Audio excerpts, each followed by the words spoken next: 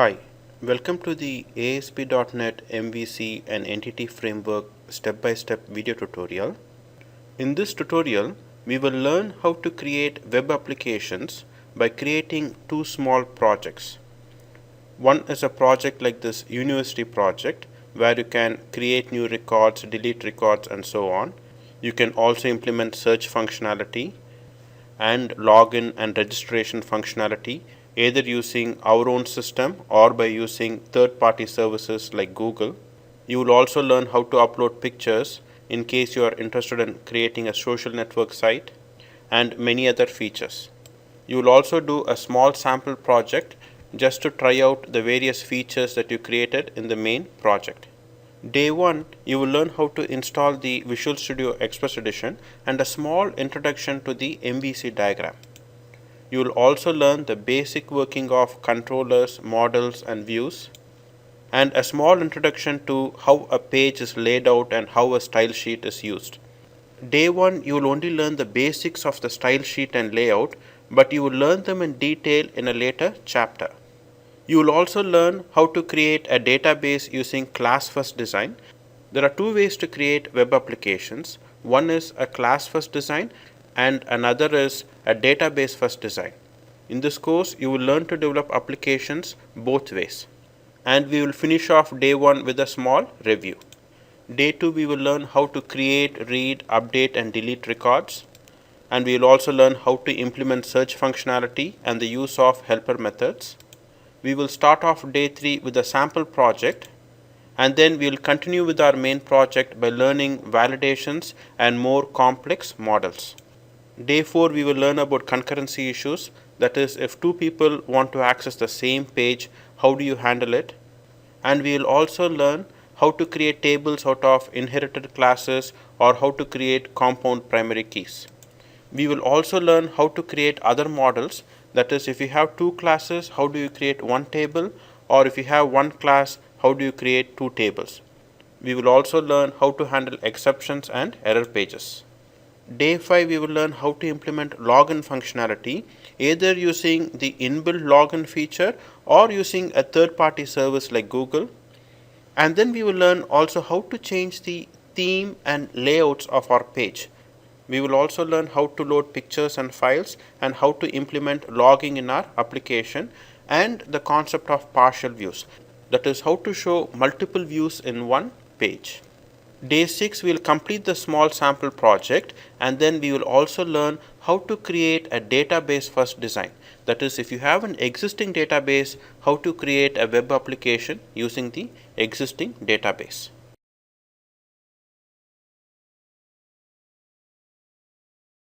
To install a free version of Visual Studio, search in Google for Visual Studio Express for Web and click on this link. And over here, you will see something like download. Now, by the time we are watching this video, you could have moved to another version of Visual Studio. That's fine. You can always install the latest version. There is usually only a small difference between one version and another version. So click on download. And over here, let us click on install now. It will ask you to log in. You need either an Hotmail account or live.com account. If you don't have a Microsoft account, you can sign up here, or if you have an Hotmail account or live.com account or outlook.com account, you can sign in here. Once you have signed in, you are given two choices. You can either try the ultimate version or you can install the free Express version. Now, you are not supposed to create production level application using the Express version. Express version is only meant for learning purposes. Let us click on Express version. It will download this vns_full and let us run this particular file. Here in the screen, it will ask you to accept some user agreements and so on. You can accept them and you can do an install. It is usually a straightforward installation.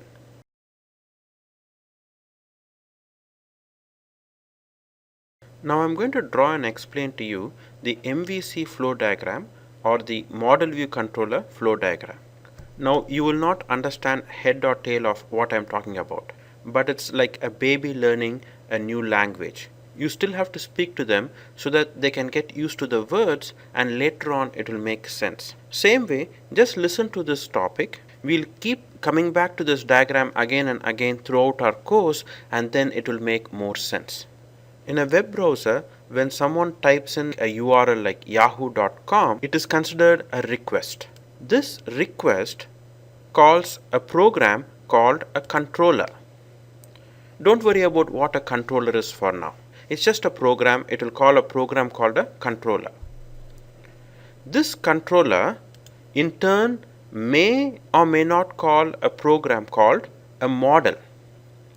This model represents data. This model in turn may or may not call the database and fetch the data. And then if it fetches the data, it will send it back to the controller. The controller will then call a program called a view. View is nothing but web pages like .cshtml, because we are going to do C# web application.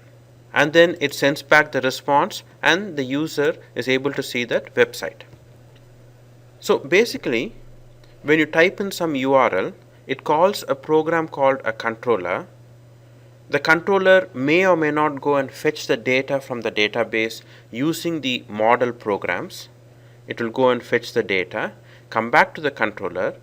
It will go and fetch an appropriate web page from the view, and it will display that particular data in that web page back to the user.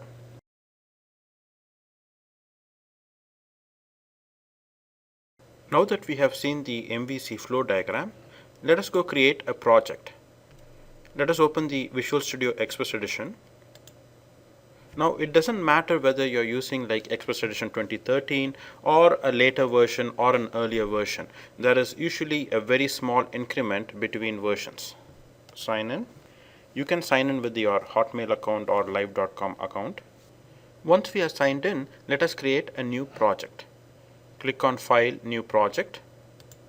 And on the left hand side, select Visual C# Web, and over here select ASP.NET Web Application. Now we will be learning the latest MVC 5 version, but there is actually very little difference between one version and another. Usually small increments, and for a new developer you don't really have to worry about which version. So I suggest that you follow this project using the same version as I do, so that there won't be any issues as such, and then you can experiment with any other version that may come in the future. Over here, let us browse to a folder where we can save our project. I'm going to save it in my C drive project, and let us give a name for this web application, my first project, and click OK. Over here you will be given many choices, like if you want to create a Facebook application or an empty application and so on. We are interested in learning an MVC application, so select MVC. Let us not worry about the other choices. Click OK. On the right hand side, you will see the Solution Explorer with the project created with a bunch of files and folders. If you are unable to see this window, you can always click on View and you will see Solution Explorer here, or you can see it in other windows, Solution Explorer. Now that we have created a project, let us just run this project. You can choose which browser to see your web application. Over here, you can either select Google Chrome or Internet Explorer. And let's click on Debug, Start Debugging. You notice that when you debug that application, a web page was opened for you and it went to some local host and some kind of a number here, a port number, and you will see this particular page. So what just happened? So let us go and play with this application to have a better understanding of what happened right now.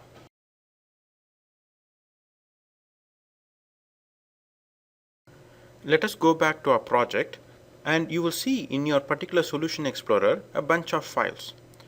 Some of the names would be familiar. You will see a folder called Controllers, a folder called Models, and a folder called Views. Now let us open the controller folder and let us open the home controller. You will notice that you will not be able to edit the home controller. The reason is we are in debug mode because we clicked on Debug, Start Debugging. So we have to get out of the debug mode. For that, click on the stop sign right here called Stop Debugging. If you had watched my C# video, I usually prefer the Debug Start Without Debugging menu item, but you will notice that it is missing right here.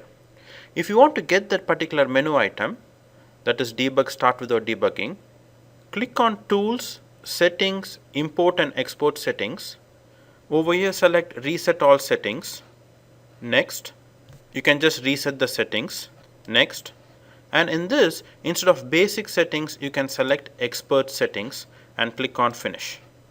You can then see that debug start without debugging is available for you in the menu item. To learn about MVC, let us go manipulate a few things here. In the home controller class, you will see a bunch of methods called index, about and contact. These are called action methods. Now don't worry about what these action methods do as of now.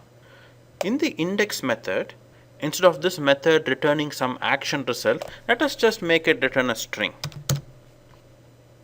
So if a method returns a string, so this return statement also should return a string. So here I have an return hello world. Now let us run this particular application. Let us click on debug, start without debugging. You will notice that the application started the web browser and then it displayed the word hello world. So how did this entire thing work? When you clicked on debug start without debugging, what happened was this particular project compiled and it was deployed to an IIS Express server. You will notice that particular server started on the lower right hand corner. You will see that an IIS Express server has been started. It comes with the installation, so you don't have to worry about installing this IIS Express server. So this application was deployed to that IIS Express server and it started a web browser and it called the local host. That means it called the local server at this particular port. This port is randomly generated, so you don't have to worry about it. Depending on which port is available, your web server will host it on that particular port. Your web browser will call the correct port and it will display this particular message. Now, how did this message come here? This particular URL, like localhost 52429, is like someone typing in yahoo.com. So when this localhost 52429 is called, it is considered a request. We saw that a request calls a controller. Now, if you don't specify which controller to be called, by default, it will call the home controller. So any request, so any URL to an application, if you do not specify which controller to be called, by default, it will call the home controller. So the application goes in search of the controllers folder and it calls the home controller class. Now inside the home controller, there are various methods. Which method will it call? If you do not specify which method to call, by default it will call the index action method. It will search and call the index action method. So here you can see that just like yahoo.com, a request, a URL called localhost was called. Since it did not contain any controller name or action method name, by default it called a class called home controller, and then inside that class called home controller, it called this index action method. So this index action method, you can see that it returns a string called hello world, and that is returned and it is displayed to the web page. So going back, this particular request came to the controller. It called the home controller, the index action method, and sent the response back to the end user. It never went to the model or the database or the views. It just came with the request, called the default controller and action method, and went back to the user. So now that we have seen how the default controller and action methods are called, let us learn how to call the other methods. For example, how do we call the about method? Imagine this about method is also going to return a string. And the return statement returns a string called this is the home controller about method. Now let us run this application. You would notice that I have changed my browser to Internet Explorer, but it doesn't matter. Whichever you're comfortable with, you can use that. Click on debug start without debugging. And here you will notice that by default it has called the home controller index action method. But now we want to call the home controller about action method. The way we do that is, we have to say slash the controller name slash the method name. Now the controller name and method name in the URL are not case sensitive. URL is never case sensitive. This web address is never case sensitive. You can type in amazon.com in capital letters or in small letters, it doesn't matter. So when you say /home/about and you press enter, you can see that it has called the home controller's about action method and it returned the string. This is the home controller about method. So you can see that in the URL, you can specify which controller and which action method to call. Let us create another controller and we will play around with it. To create another controller, right click on controllers, click on add controller. Over here select MVC controller empty, click add, and we can give some controller name like say XYZ. Remember, the controller name should start with a capital letter and it should have the word called controller in the name, like home controller, account controller, finance controller. You need to have that name controller. Click on add. This XYZ controller came with a default method called index. We can rename this method as ABC and let it return a string, and the string says from XYZ controller ABC action method. Let's run this. So by default it called the home controller index action method. So if you want to call the XYZ controller, you have to type in the /XYZ, and you will notice that if I press enter after XYZ, it produces an error. The reason is the default action method that will be called will be the index action method under XYZ, because we did not specify the action method name. So if you say /ABC here, that is /XYZ controller name /method name ABC, and you press enter, you can see that it has called the XYZ controller ABC action method. The XYZ controller ABC action method. If you don't specify the controller name, it will call the home controller. But if you specify the controller name and you don't specify the action method name, it will call the action method. But since the index action method did not exist in the XYZ controller, it returned an error. So let us create another action method called index in the XYZ controller, and we will call this from XYZ controller index action method. Now when you run this and you say /XYZ, you can see that from XYZ controller index action method. If you don't give a controller name, it is the home controller index action method. And if you give the controller an action method name, it will call that appropriate controller's action method. So going back to our MVC diagram, you learned how to call a controller and an action method. So it's usually the website name /controller/ the action method name. You don't have to put that word called XYZ controller. You don't have to use like home controller. You cannot put that word controller right here in the URL, or you cannot say XYZ controller. You just have to use the home or XYZ. So if Yahoo had been built on ASP.NET MVC, which it isn't, a URL like this, like yahoo.com/finance/stock, means it called the finance controller under which there is a stock action method which it called.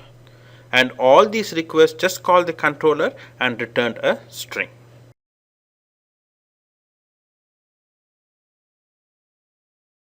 Now that we have seen how to call different controllers and different action methods, let us involve the model. So in your project, you will see a folder called models. It has a bunch of class files. Let's not worry about what they are for now. Let us create a model class. As we can see in this diagram, model represents data. So I'm going to create a model class called student.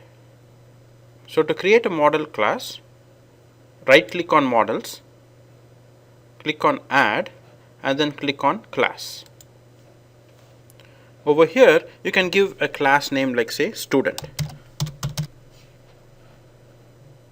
So we now have a class called student. So we now have a student class, and inside the student class we have the student ID, last name and first name. All of them are public. The student ID is integer, last name and first name, all of them have a getter and setter. Of course, you don't have to put this getter and setter right here, but this is conventional programming, and we saw that in C#, the use of these getters and setters. Now that we have a model class, let us make use of this model class in the controller. In the XYZ controller, let us create an object of student. So we have created an object of student, say student Alex equal to new student. Of course, it is not able to recognize the models folder because the student class is in the models folder. You can resolve it by right clicking, click on resolve, and then you can say using my first project.model. So it will import this particular projects folder in here.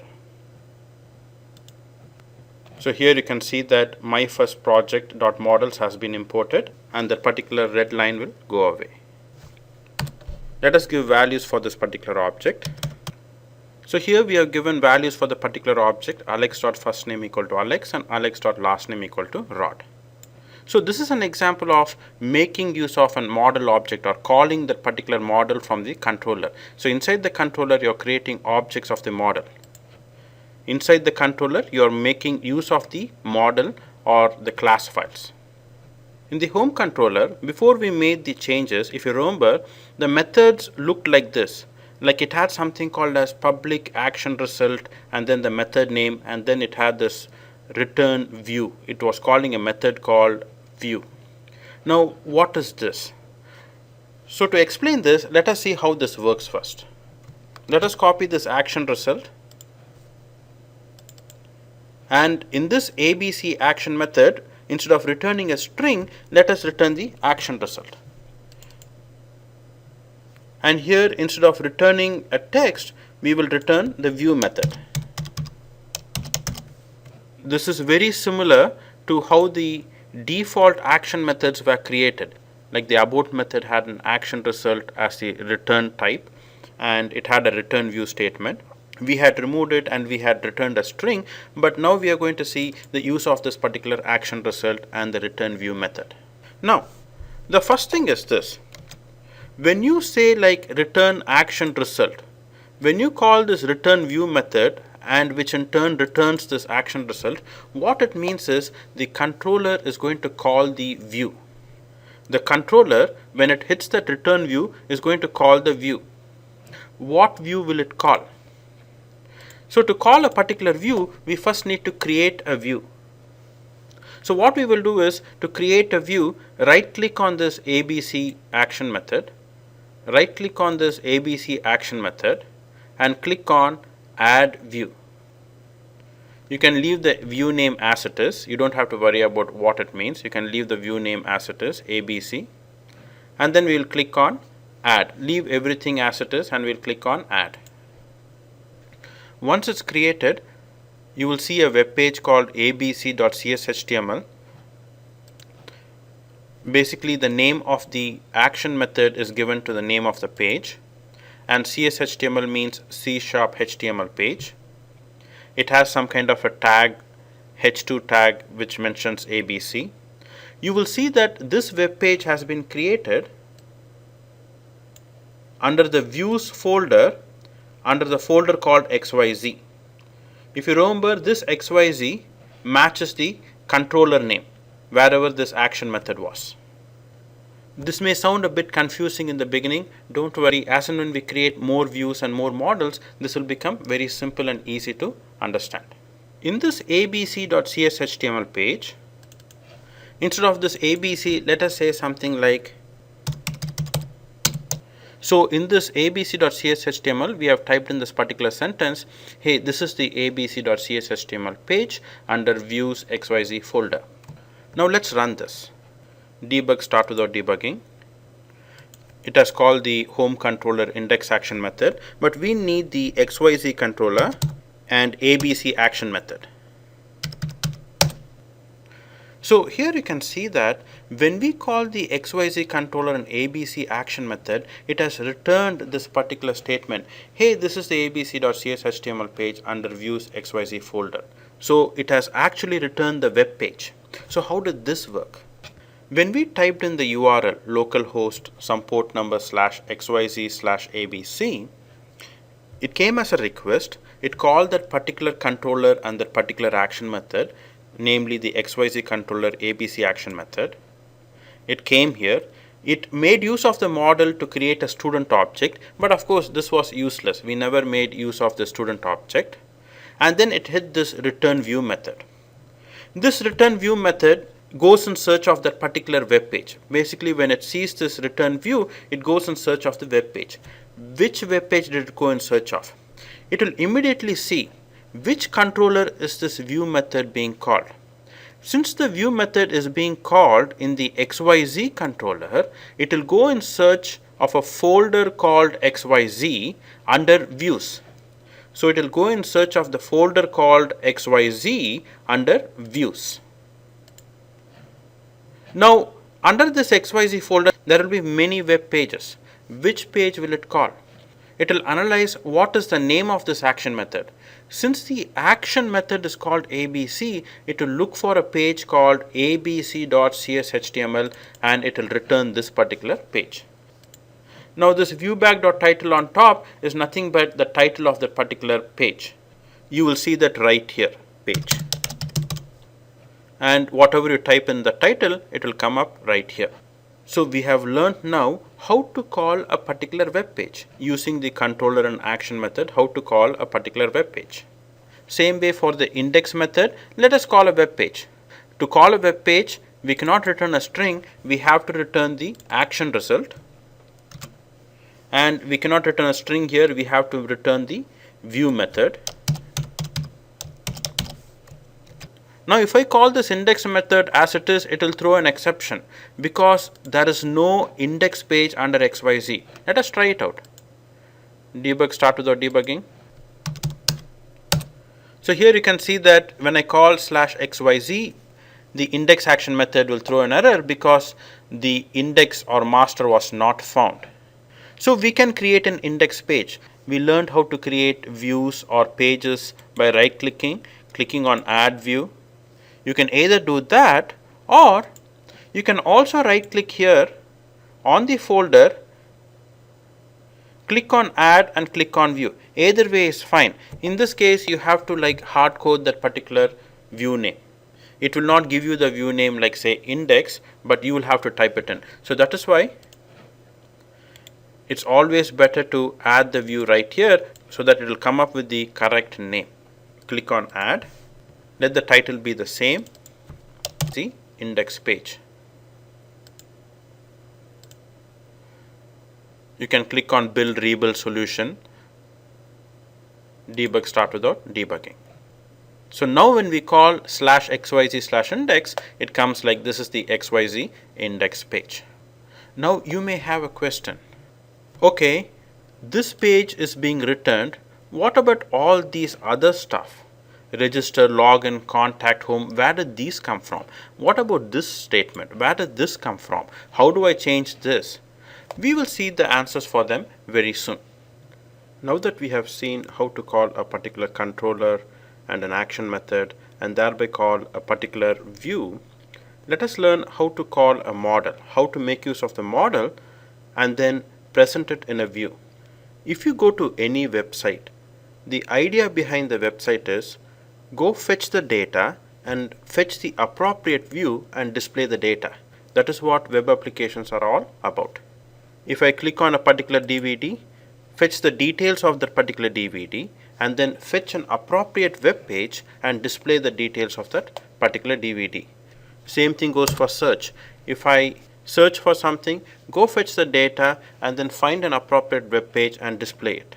So looking at this particular MVC, the controller, what it does is based on what kind of a request it is, either a link or a search item, it will go and fetch the appropriate data from the database using the model classes. It will fetch the appropriate view and then it will combine the model with the view and display it as a response to the user. We have learned how to call a particular view, but now we have to involve the model. We will worry about involving the database later. As we have seen before, in the XYZ controller, we already created an object of student. The student is the model. The student model had the student ID, last name and first name. and we created an object of the student and we assigned the last name and first name. Now I want to display the student object in that particular view. So to display a student object in that view, we have to pass that student object to the view. The way we do that is put that object within these parentheses. Now this ABC page under the XYZ view will receive this particular object.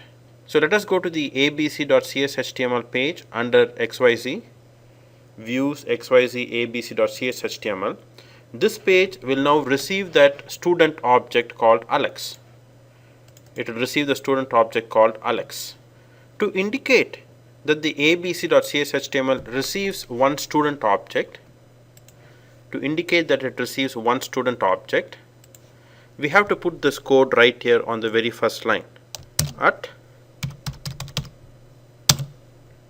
model, project name, the folder name and the class name.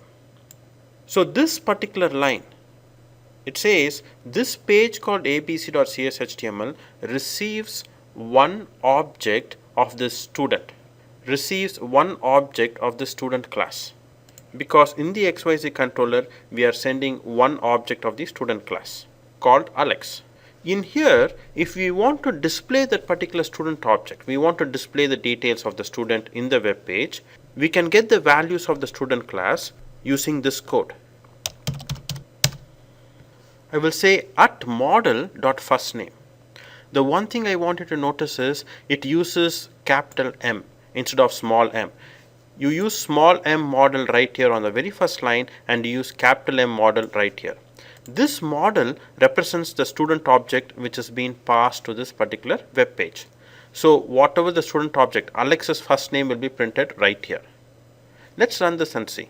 Save it and run it and call the xyz/abc, and you will notice right here it has printed out Alex, that is Alex's first name. And now I am going to print out the last name too. Make sure you go to xyz/abc so that you are calling that particular control, and here you will notice that it has also printed out the last name. It came in one line because there was no break statement in the HTML. If you want it in next line, you can put a break statement and so on. These are HTML tags like h2, break and all those things. If you don't know HTML, you can quickly brush up on the basics of HTML on any internet site, and you will see them right here one after another. You can also make it beautiful like this. I have included like h2 student name colon and then this ampersand sign, which denotes that okay, I'm going to write C# code. Remember, this ampersand sign denotes that this is going to be my C# code from now on. I'm going to access the model, which is the student object, and I'm going to print out the student's first name and the last name. With that example, we learned how to make use of the data to be displayed on a particular web page. So you have seen most of the flow. You have seen how a request calls a particular controller, which in turn calls or creates an object using the model classes, calls a particular view, displays that particular model object in that particular view, and sends the response back. In the same example, let us create multiple student objects. So here we have 3 student objects, student Alex, Linda and John. Make sure when you copy paste that the Linda names are given here and John names are given here too. All of them have a first name and last name. Now we want to send all these 3 objects to that web page called abc.cshtml. Now to send all these objects to that particular web page, what we need to do is we need to create a list and put these objects in that particular list. So here we have created a list of students. Remember, we learnt about lists in C#, it's the collection framework. So we are going to create a list of students, and this is a generic list where you can only add student object. And we have added 3 objects, that is Alex, Linda and John, to this particular students list. If you get red lines, you just have to right click and resolve. Right click, resolve using system.collections.generic just in case, and you will notice that using statement right here, just like we saw previously. Now this list of students we want to pass to the view. So here, instead of return view Alex passing one object of student, we are going to pass the list of students. And here in this abc.cshtml page, we have to say that this web page is now going to receive a list of students. We had previously mentioned that this web page receives one student object, but we have to mention that this receives multiple student objects or a list of student objects. The way we do that is, we have to put this word called IEnumerable and greater than and less than symbol right here. This statement denotes that this abc.cshtml receives a list of student object. IEnumerable is nothing but an interface which basically denotes a collection. So it says this abc.cshtml receives a collection of student object. Once we have mentioned that this page receives a collection of student object, whenever we receive any collection, what do? We need to loop through that collection. We can loop through that collection using a for each statement. We can use a var or student object. So here I have for each var item in model. This is like some temporary variable in model. Now model holds a collection, open curly braces and close curly braces, open curly braces, close curly braces. And here instead of at model, we will use at item because item contains each and every student object. So here you can see that we are using a for each statement to loop through those list of students. Model with a capital M represents a list of students. You don't need the at symbol right here because since we already have the at symbol right here, it's all C# code and there is HTML and then there is C# code. The space is HTML and then once again there is a C# code. So here you can see that we loop through the list of students and we printed all the student names. Now you may have a question. Wait, you just showed how to display one object and how to display a bunch of the same objects. But what happens if I want to display like one object of student, one object of like say department, one object of instructor in the same page? How do we do that? Can we have multiple statements like this? One saying student and one saying instructor? No, you cannot have that. So if we cannot have multiple statements, multiple model statements, how do we send different objects? How do we send different objects to this particular web page? Because a web page may involve different types of objects. I want to display the student. I also want to display the department information. So how do we do that? We'll see that in the next topic.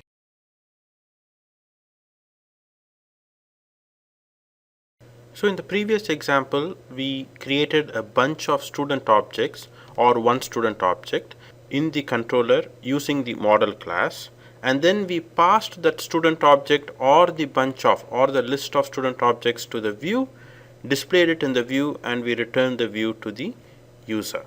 In the next example, we want to display data from multiple classes. So how do we do that? Let us create a class called course under models. Right click on models folder, add class, course, and in this class called course, we have a course ID, course name, and total credits.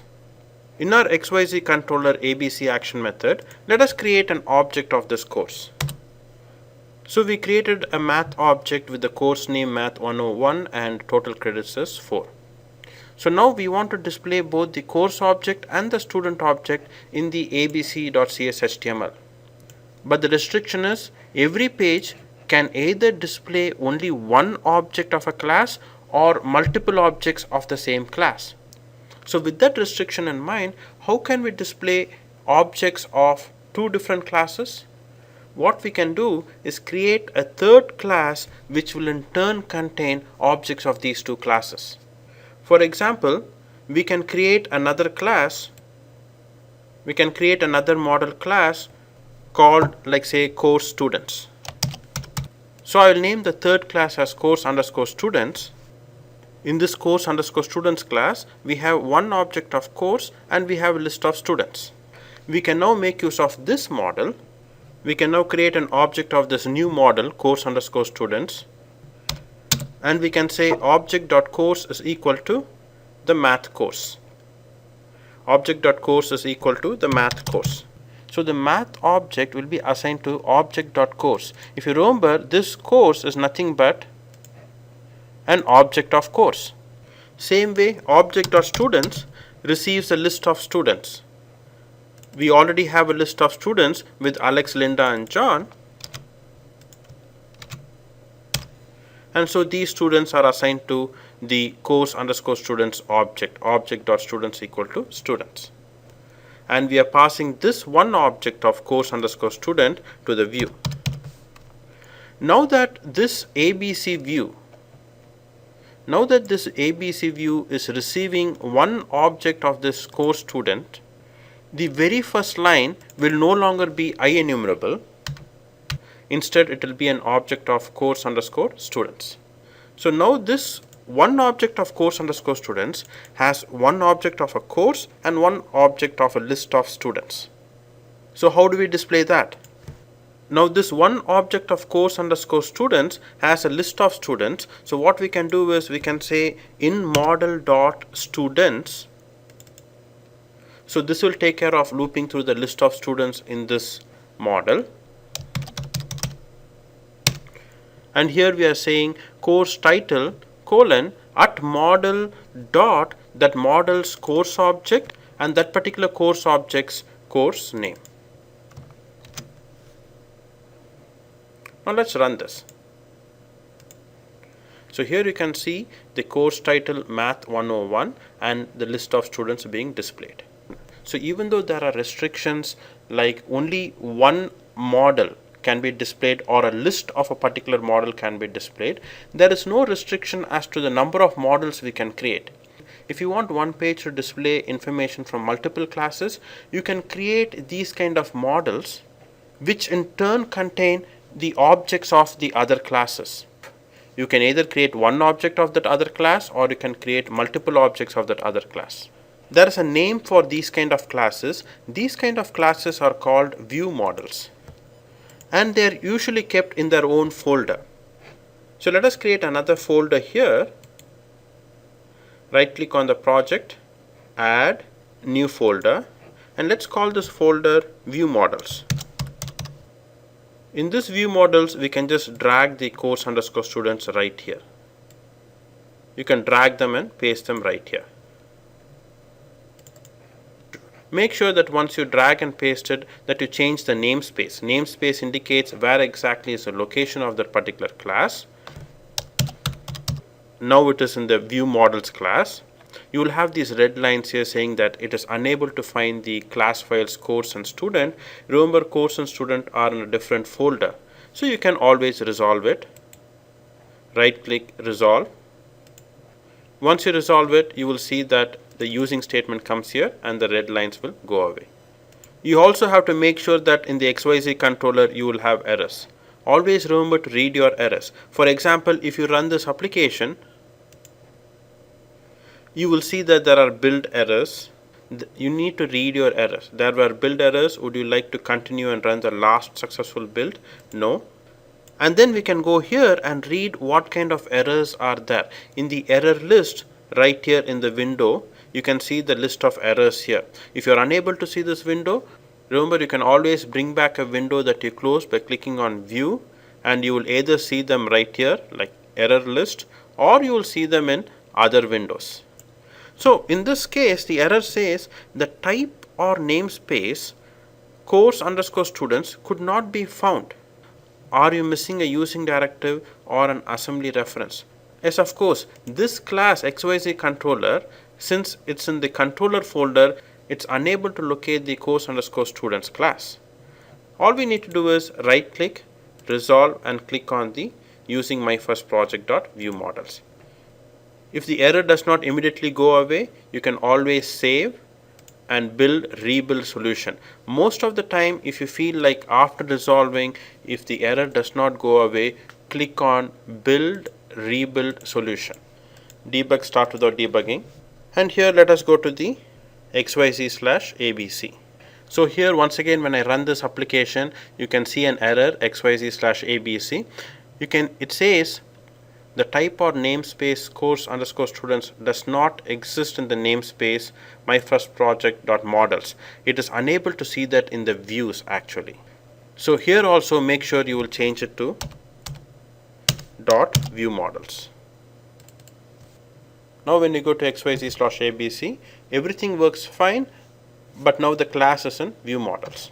Whenever you move classes, make sure that you go and change in all the places by resolving. You may get some errors. Whenever you want to resolve errors, make sure you click on build rebuild solution, which will tell you exactly what the errors are. Now we learned that when a particular view is called using the controller and action method, that particular CS/HTML page is returned to the user.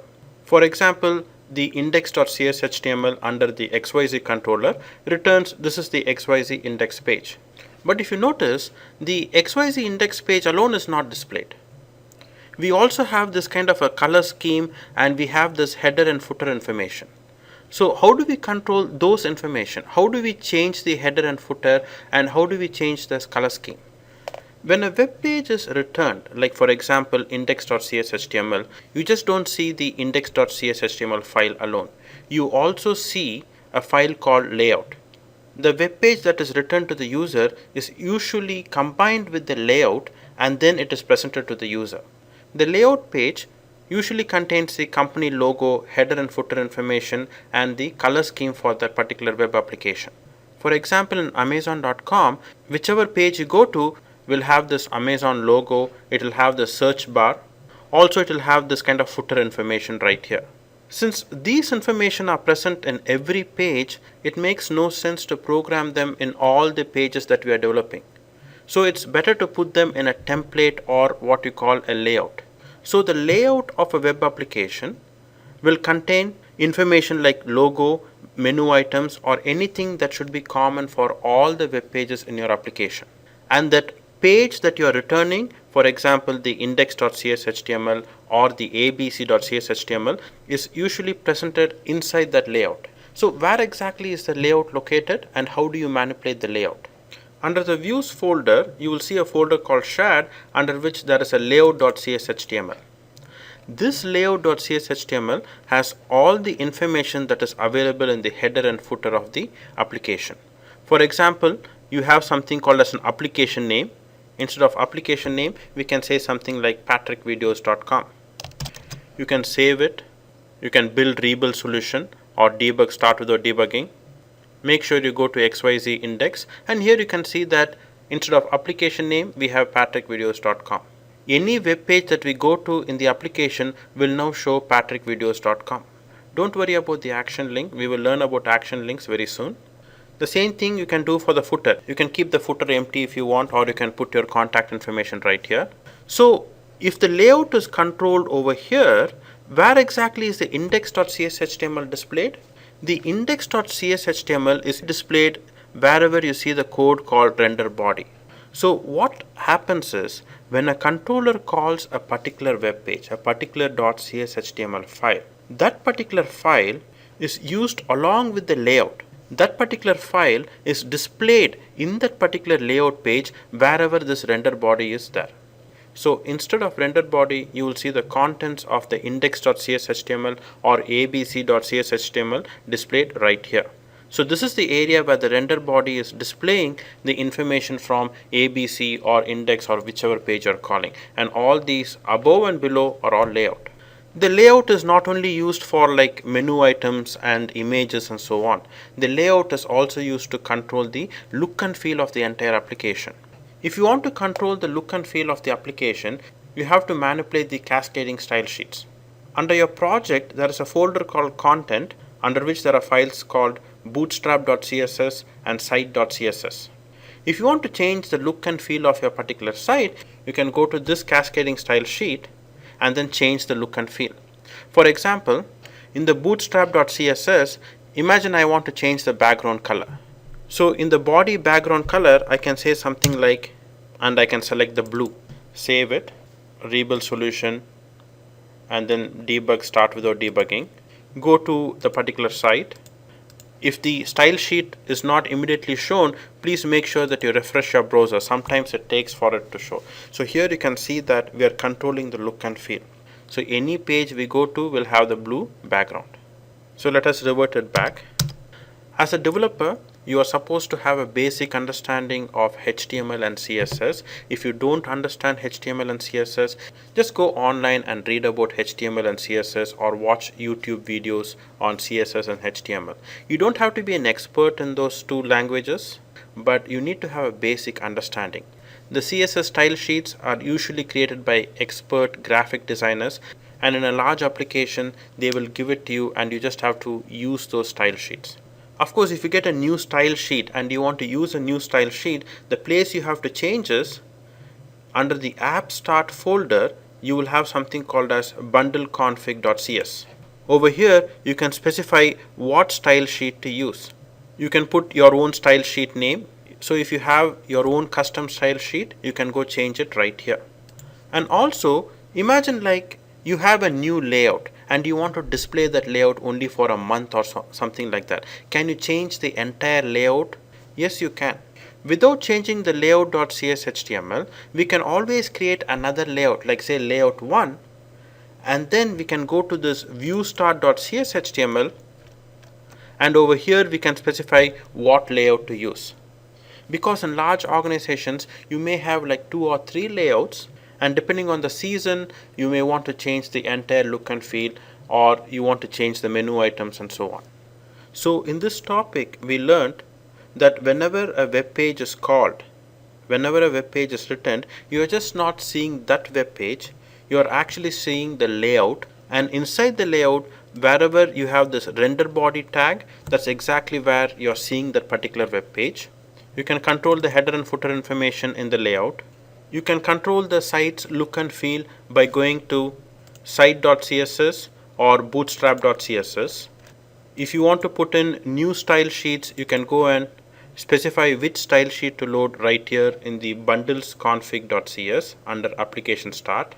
And you can also specify which layout to load in the viewstart.cs HTML. Now, whenever you start the application, by default, I said like it will go to the home controller and index action method. Is there any way you can control that? Now imagine this is the holiday season and we have like a special promotion page. Anyone who comes to our website should first go to that particular page. Is there any way we can control that? Yes, we can. Under app start folder, you will see something called as a routeconfig.cs. In the routeconfig.cs, you will have something called as routes.maproute. Here you can specify the default route, that is, by default, which controller and which action method do you want to load. Instead of home controller, I can specify load the XYZ controller index action method. Or for that matter, I can specify load the XYZ controller ABC action method. This will be the default route. Now when you start the application, by default it will go to the XYZ controller ABC action method. You can see that I have not included the /XYZ/ABC. So this is very useful whenever you have some kind of a promotion for like a month and by default you want to load another web page instead of your regular home controller index action method. Let's change this back to home and index. Now let us go back to our home controller and remove some of the stuff that we have changed here. For example, let the index method also return action result. Now we have changed the index method back to the action result and returns view, and about method also does the same thing, return view. Now when we run it, make sure you can build and rebuild to see if there are any errors. Debug start without debugging. And this is the home controller index action method. The home controller index action method returns a view. So that means it calls a web page called index.cshtml under a folder called home under the folder called views. So under a folder called views, we have a folder called home under which there is a index.cshtml. We don't need these texts. I'm deleting all of them. We're just going to keep, instead of ASP.NET, something like welcome to patrickvideos.com. You can run and check out the page.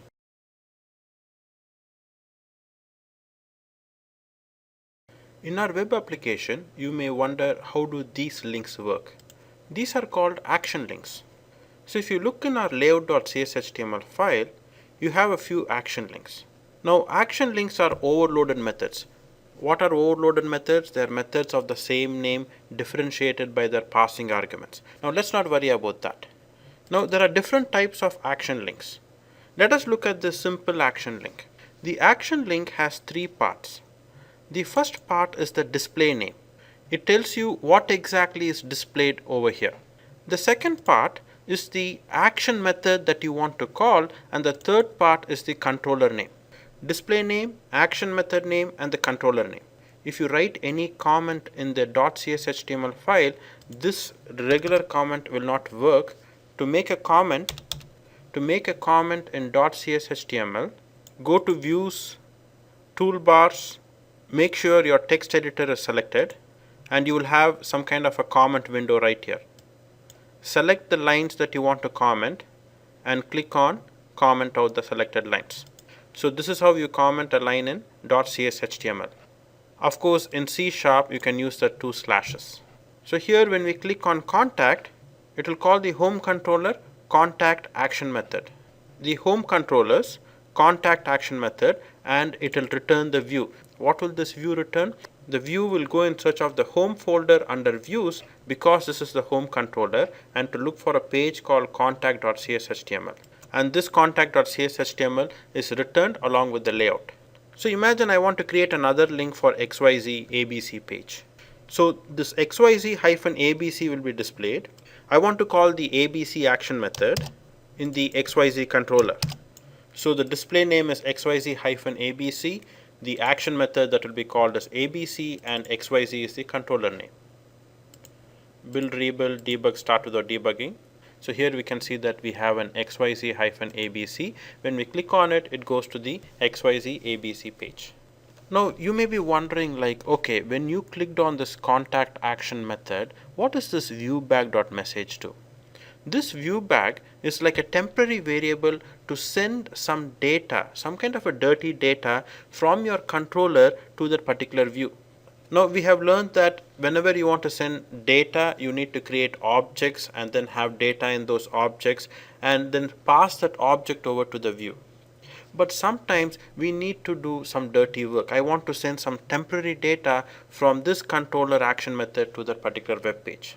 In those cases, you can use something called as viewBag. Now this is not a recommended way of programming. As a matter of fact, in serious application development, they will suggest never to use viewBag. But then the provision is given so that if you really want to use it, if there is no other way to send the data and it's a temporary fix, go ahead and use it. We can create any kind of data. Like for example, I can say viewBag.ijk. For example, I can say like viewBag.ijk equal to hello, this is the use of viewBag. And I can go to the contact page under views, home, contact. And here I can specify at viewBag.ijk. So whatever information I type there will be displayed right here in the contact. So if you go to your contact page, here you can see that hello, this is the use of viewBag. So a viewBag is used to send some temporary information from your controller and action method to that particular web page.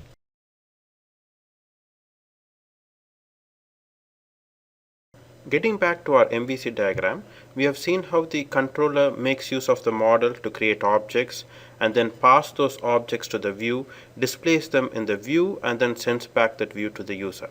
Now we will learn how to fetch the data from the database. So we are now going to involve the database, and to involve the database, we need something called as the Entity Framework. Entity Framework belongs to the .NET Framework family. It is used in connecting to the database and working with the database. Now there are two ways to develop applications using the Entity Framework. One is called the code first, another is called the database first. In this tutorial, we will work with the code first, and then I will also show you how to develop using database first. To have a general idea what is the difference between code first and database first, in code first, we will first create the class files, and then we will create the tables based on those class files. We will create the database tables based on those class files. In database first is the conventional way of programming. You will first create the database and the tables, and then you will write code and SQL statements to fetch the data from the database. Now both have their advantages and disadvantages. Now as and when we create those applications, I will talk about what is the advantage of code first and what is the advantage of database first.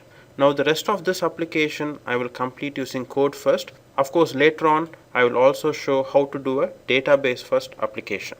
The first step in a code first application is create the class files that you want to make tables out of. If ever you close Visual Studio and you want to go back to your project, you can always click on File, Recent Projects and Solutions, and then select your project. Under Models, we already have a class called Student, and we would like to create a table out of this student class. Step 2, create a context class that extends DB context. Specify the name of the classes that you want to create a table out of.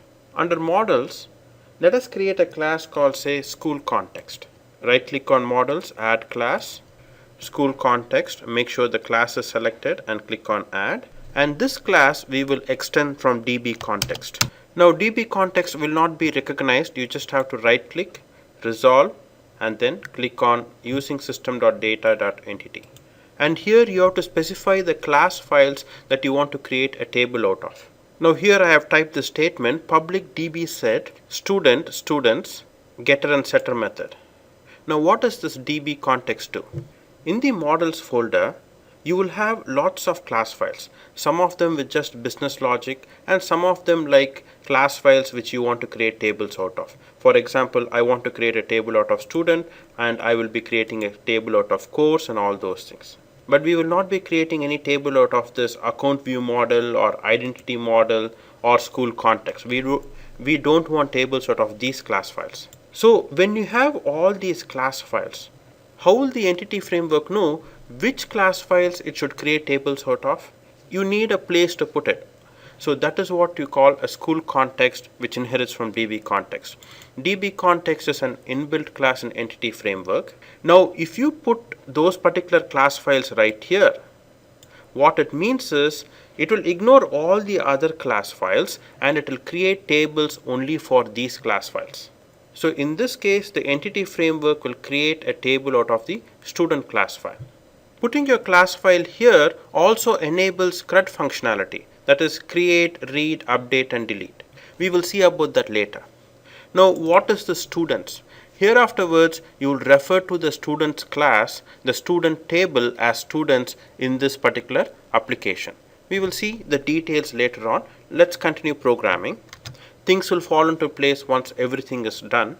Now that we have created a class that we want to create table out of, and we have also specified in the school context class saying that I only want the student class as a table, ignore all the other classes. The third step is where do we create the table? Specify the database location and name that you would like to use.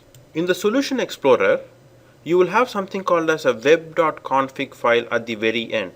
Remember, there will be another web.config right here under this views folder. Not that. You should go to the last web.config file.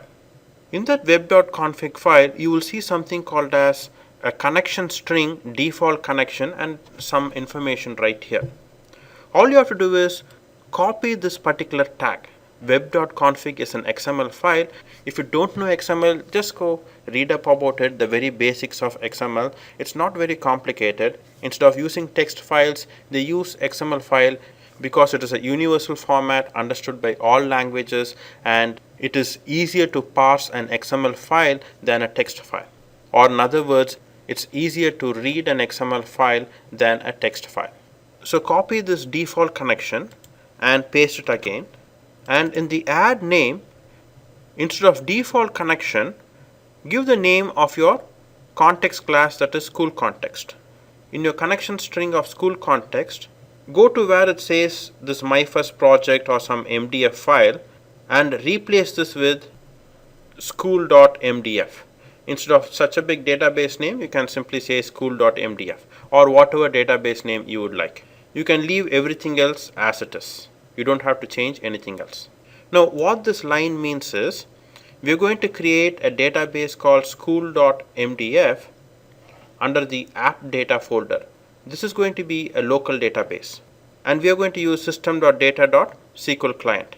Now you may say like, hey wait, I have like some other database and our database is located in the remote server. How do we do that?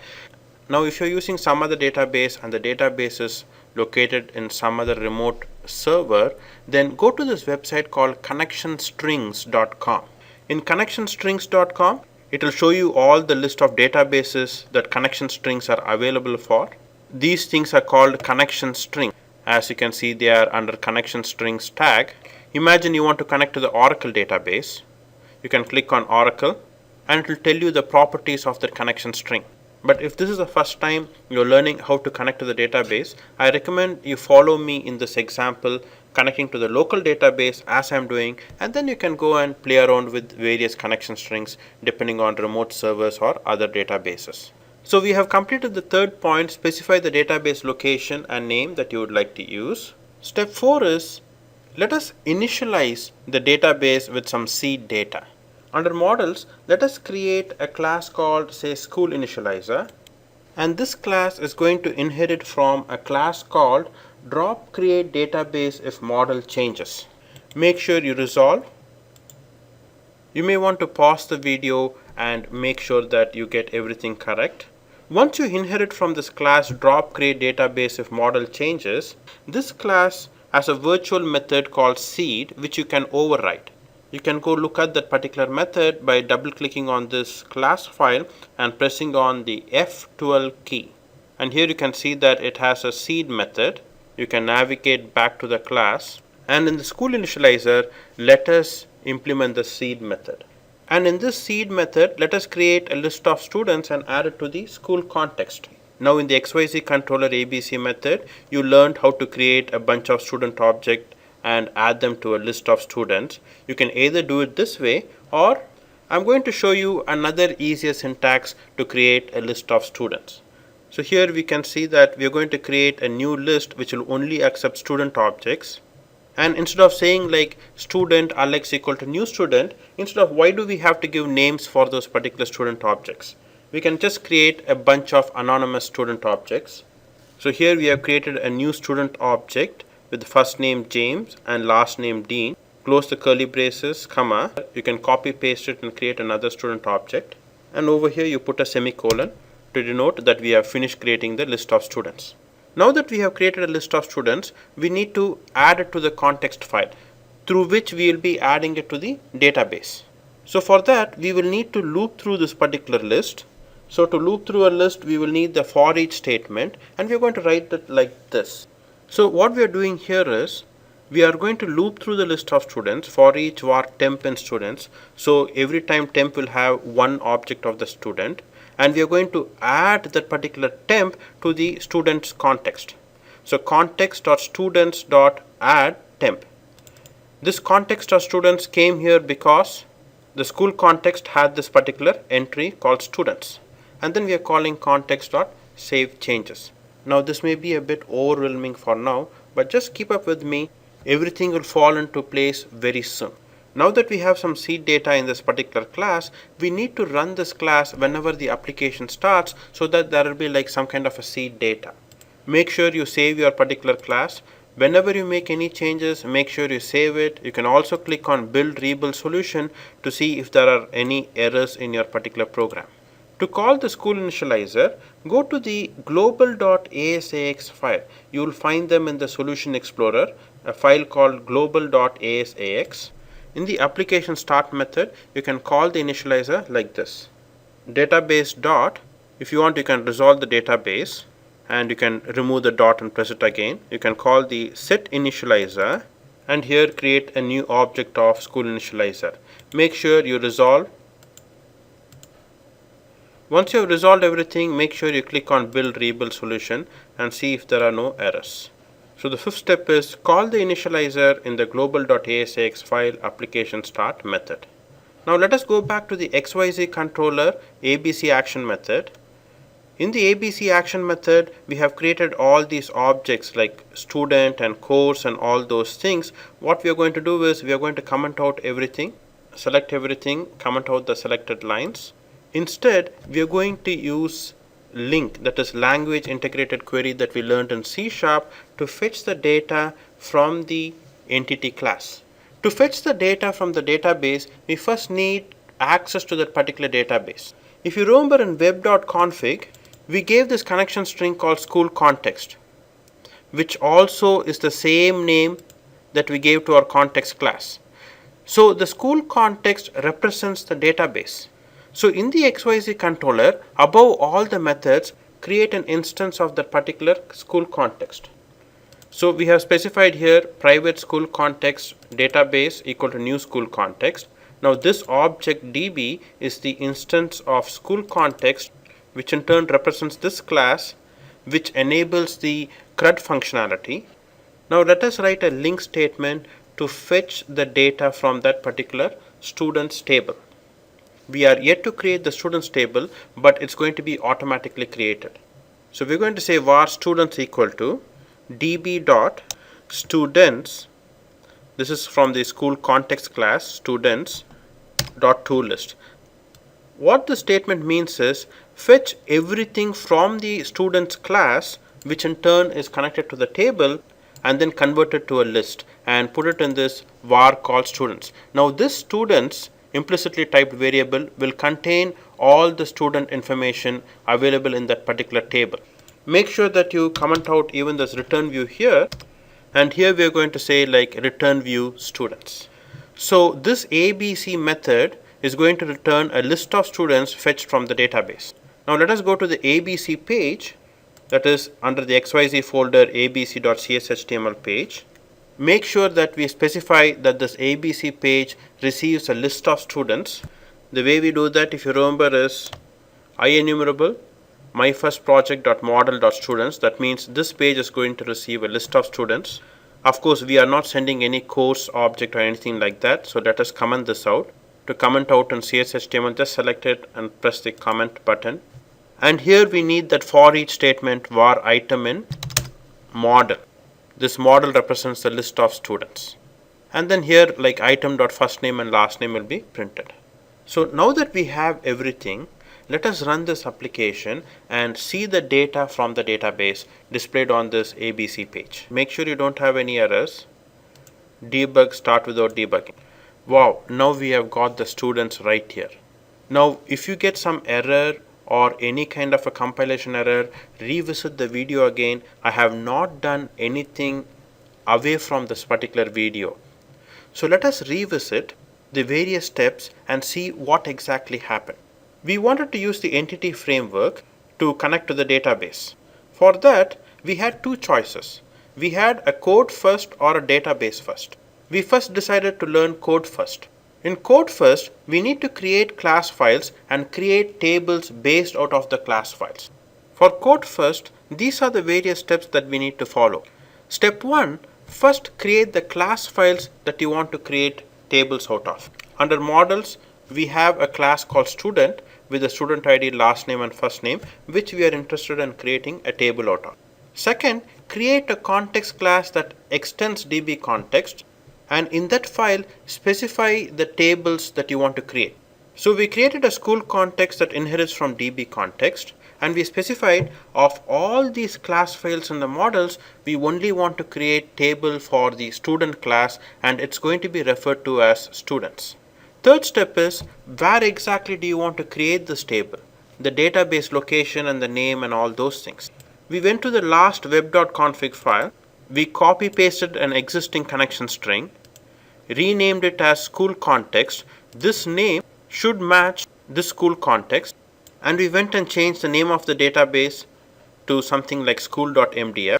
And we also saw like if you want to connect to another database, you can go to connectionstrings.com, which will show you all types of connection strings that you can make. Fourth step is initializing with some seed data. We created a class under models called school initializer, which inherited from a class called drop create database of model changes, which had a method called seed, which received an object of school context. Here we created a list of students. We looped through those list of students and we added to the context.students, and then we call the context.savechanges. In the global.asx file application start method, we call the school initializer. So in the global.asx, in this line we are calling the school initializer. Next we went to the controller and we created an instance of that particular context, and we use link to fetch the data from the database.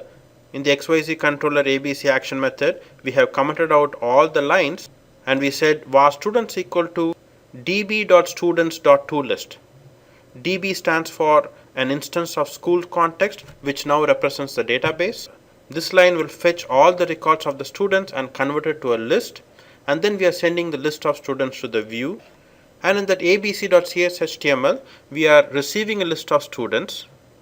We are looping through the list of students for each var item in model. Model represents the list of students. This is capital M, and we are displaying the list of students. When we build, rebuild, and debug start without debugging, we started the application and went to the XYZ controller ABC action method, and then we were able to see the list of students. Now you may be wondering, like, where exactly is the database? The database is stored in the app data folder. You can take a look at it. You can go to the app data folder, click on this small button which says show all files. If you are unable to see this, you will have to drop down over here.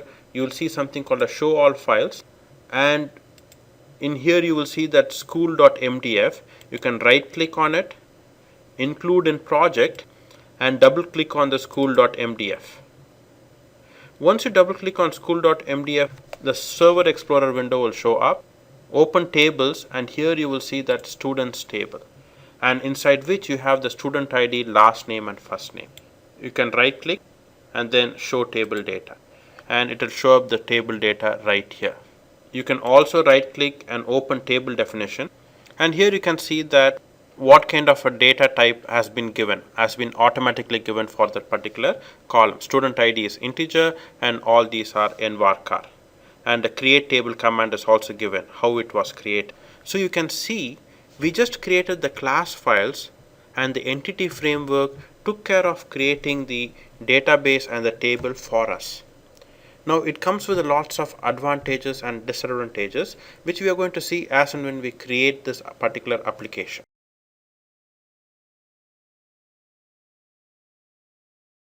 Now, one of the questions you may have is, how did the student ID generate these numbers called 1 and 2? We never gave this kind of student ID. Let us go back to the Solution Explorer. In this, let us go back to our models folder, student class.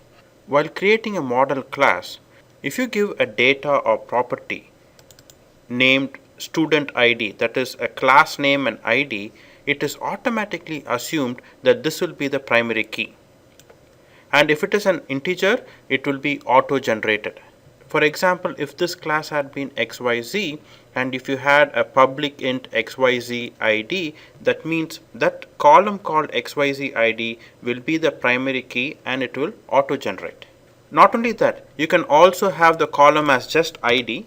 What happens if I don't want it to auto-generate and I want to give my own IDs? Well, we will learn about that very soon.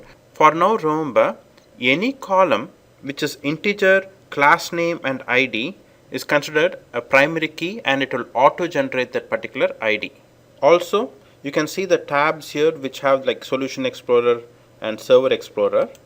Make sure that whenever you open the database to view the tables, that you will always close it. To close the database, you just right click on the school context, click on close connection.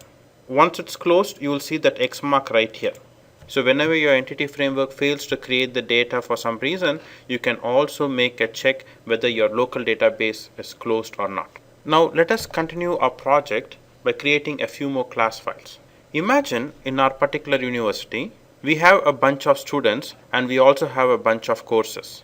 And then we want to denote that one student can be enrolled in multiple courses. At the same time, one course can have multiple students. So that means like Alex can be enrolled in Java and C#, whereas Java can have both Alex and John.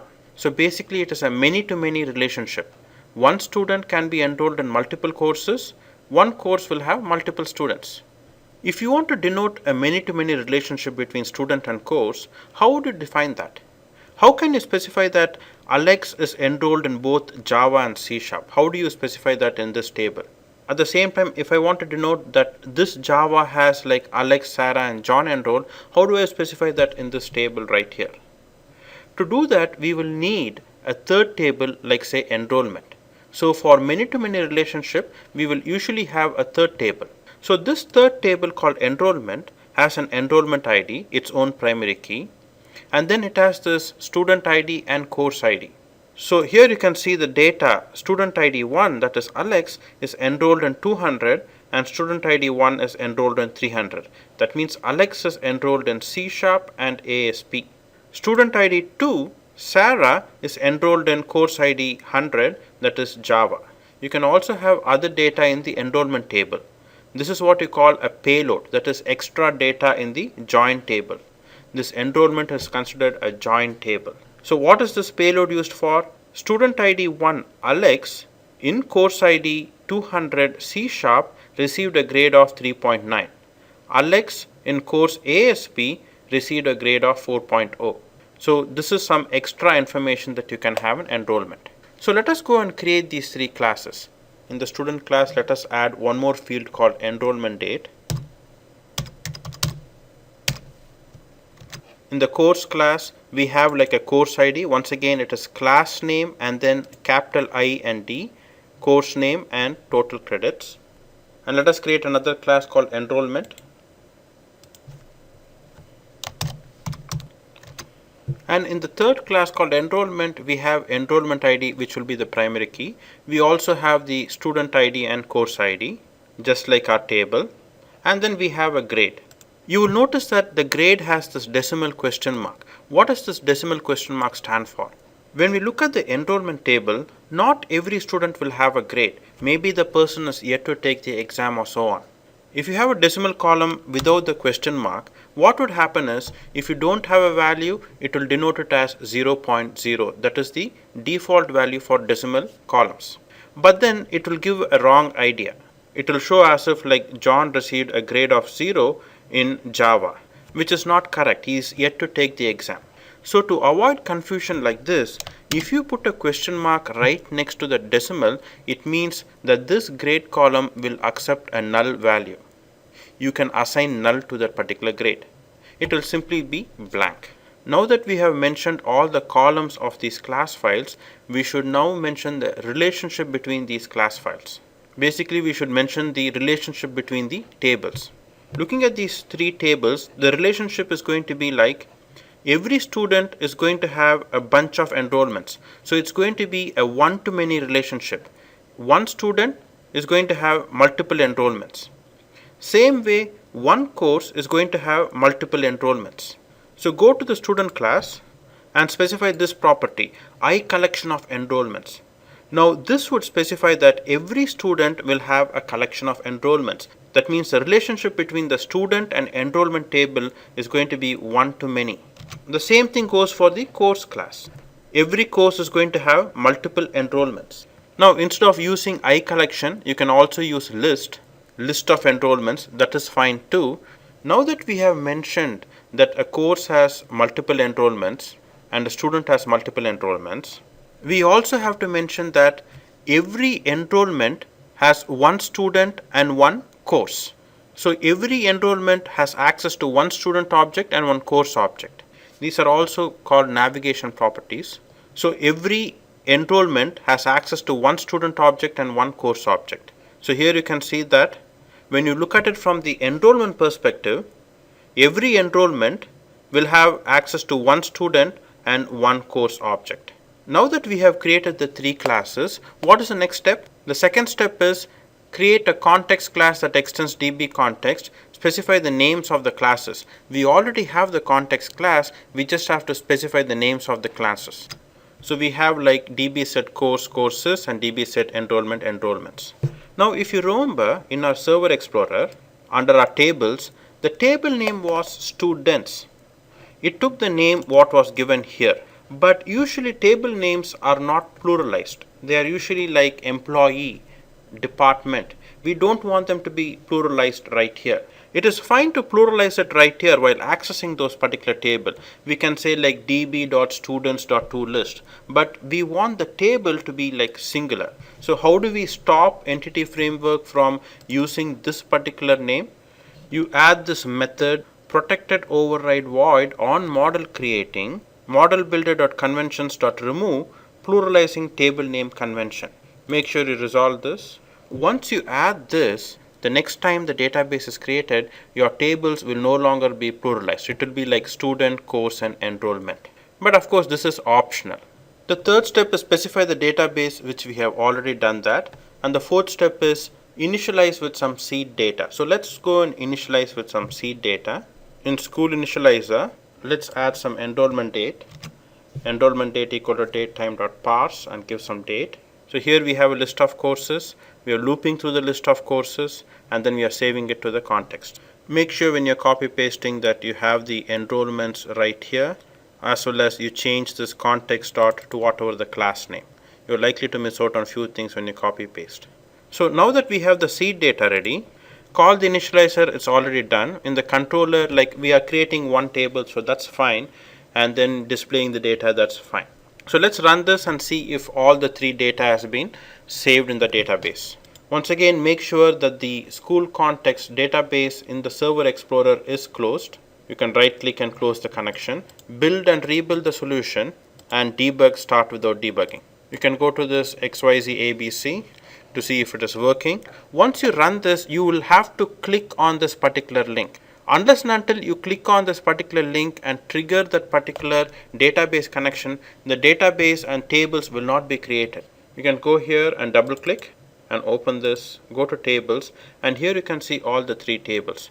Once again, if you're not able to see them right here, try refreshing and also make sure that you click on that link which is going to access the tables. Unless and until you access the data, those tables are not going to be triggered. This will only be needed for the very first time when the application starts, not all the time. You can show the table data for course and show table data for enrollment and everything looks fine.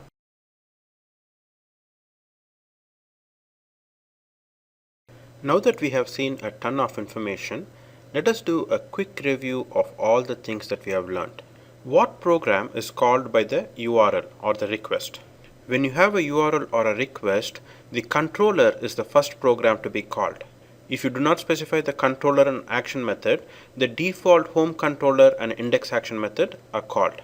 So the home controller's index action method is called by default. Where do you specify the default controller and action method to call? Under the app start folder, you will have a routeconfig.cs. Over here, you can specify what is the default controller and action method to call. So if you specify like XYZ and ABC over here, whenever someone visits your site, the very first controller and action method that will be called will be the XYZ controller ABC action method. Given some URL yahoo.com/finance/stock, name the controller and action method. So in any URL, you will see that the very first one will be the controller name and the next slash you will have the action method name. Of course, this is true for applications developed using ASP.NET MVC. Yahoo need not have developed it using ASP.NET MVC. How do you create views? How to name the views? Well, you can create views two ways. The easiest way would be like to go to the action method, right click on the action method and then click on add view. And then if you click on add, it will create a page called index in a folder called home under views. So the page name and the action method name should match. So you will see like three pages under the home folder. One will be called index, the other about and contact. Index, about and contact. You can also create views by right clicking on the folder and click on add view. That's fine, but then you will have to make sure that you give an appropriate name. What can an action method return? Well, you will usually see action methods return an action result. If you see something like action result, you need to put a return view right here. We also learned that it can return a string, but that's going to be very rare in a web application. Or you may also see something like a view result. Now, action result and view result are almost the same. One is a subclass of the other. How do you pass data to the view? So in these kind of methods, we are not passing anything to the view. But if you take a controller and action method like this, if you want to pass one object or a bunch of objects, you can put those objects right here inside the view. You cannot pass multiple objects like this. You cannot do that. View will either take only one object or a list of an object. How do you specify that a view receives an object or multiple objects? If you take a look at this particular page called abc.cshtml, you can look at this particular line and you will be able to say that this particular page abc.cshtml receives a list of student object. Here you can see that you have the IEnumerable, so that means this receives a list of student objects. If you don't specify that IEnumerable, that means this receives one student object. What is the difference between at the lowercase model and at uppercase model? You use the lowercase model right here on the very first line to specify what type of object you are receiving to this particular web page. Whenever you want to refer to this object, then you will use the uppercase M. Also remember, once you use the at symbol here, you need not have it again over here. What concept will you use if you want to display information from multiple classes in a view? We can even call it like, how do you display like information from multiple tables in a view, given the restriction that it can only display like one class or a list of a particular class? We can always use the concept of view models. We can create class files which in turn contain objects of different classes. In this case, you can see that we have one object of course and a list of students. You can have a list of courses and list of students, or like one course and one student object too. Then what we can do is we can create an object of this particular view model, and we can make sure that we can pass this particular object to the view, and in the view we can receive that particular object. What are the various steps involved in creating a database and tables? The question is basically like, how do you involve the model and create database and all those things? In the code first or class first design, the very first step is create the class files that you want to make tables out of. So here you can see that we created a class called student, which has a student ID, last name, first name and enrollment date. Make sure that the student ID is class name and then you have this ID, so that this will be the primary key and it will also auto generate that particular primary key. We are also defining the relationship between various classes. For example, this student class has a one-to-many relationship with the enrollment class, whereas the enrollment class, each and every enrollment record will have only one student and one course object. Same way for courses, course ID is the primary key, and then every course will have multiple enrollments.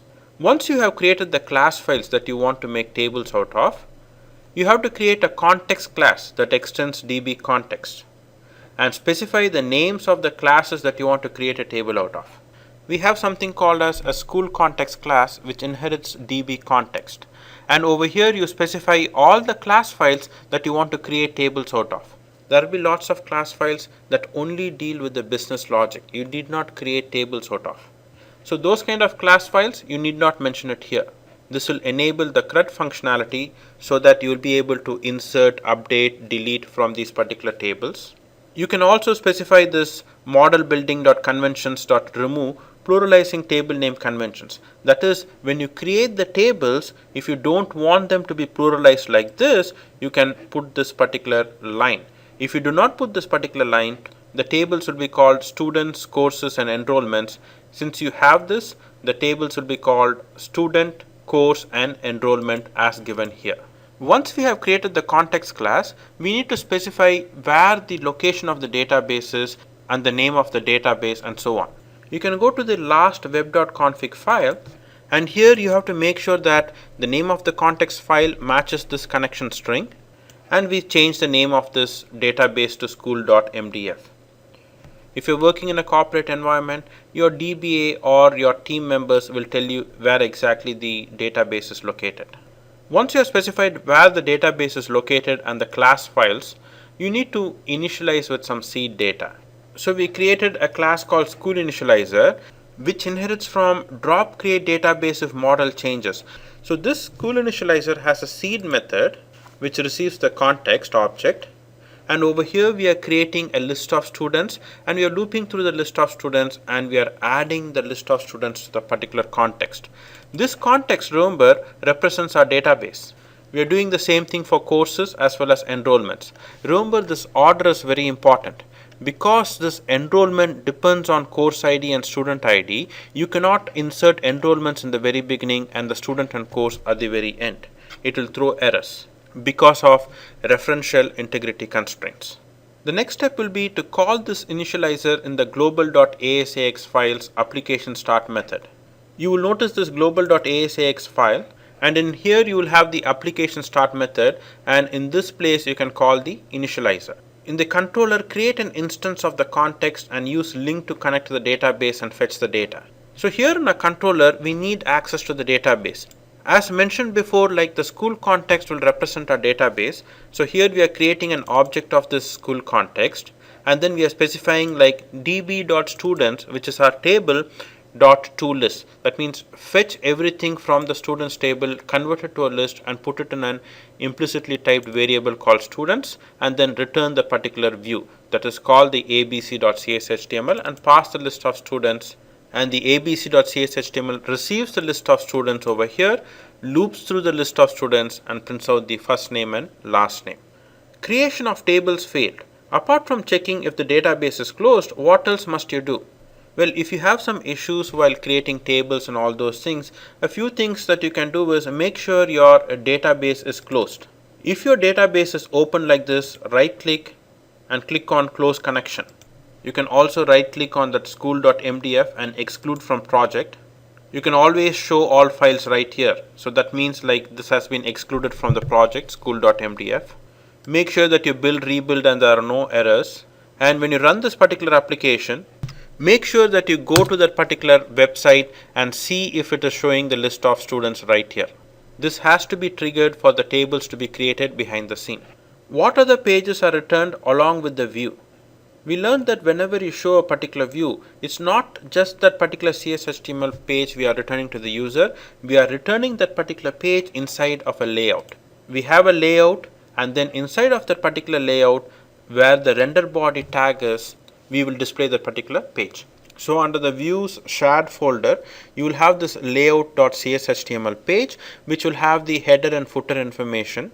And while displaying this particular layout, wherever this render body is, we will replace that render body with the .cshtml page we returned. Where do you specify the style sheet? You can specify which style sheet to use in the app start folder bundleconfig.cs file.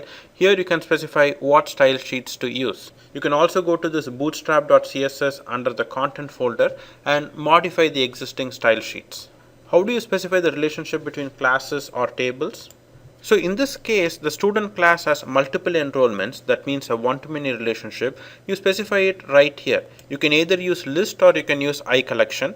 And here you are specifying an one-to-one relationship. Every enrollment has one student and one course. What is the use of the viewBag property? You can use this viewBag property to send some temporary information from the action method to that particular view.